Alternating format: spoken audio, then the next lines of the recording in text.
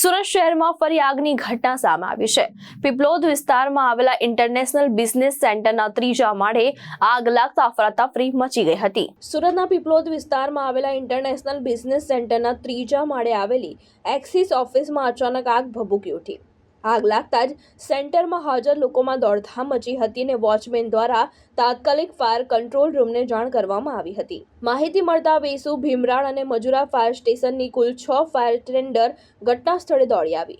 Fire બ્રિગેડના જવાનોએ પાણીનો મારો ચલાવી અંદાજે 1 કલાકની ભારે જહેમત બાદ આગને કાબૂમાં લીધી હતી। આગમાં ફર્નિચર, સીલિંગ, ઇલેક્ટ્રિક સાધનો, લેપટોપ, પાવર કેબલ અને ખુરશીઓ સહિતનો સામાન બળીને ખાખ થયો હતો।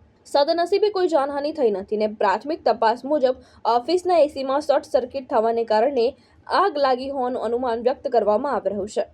ભાવેશ ઉપાધ્યાય, દૃષ્ટિકોણ ન્યૂઝ, સુરત।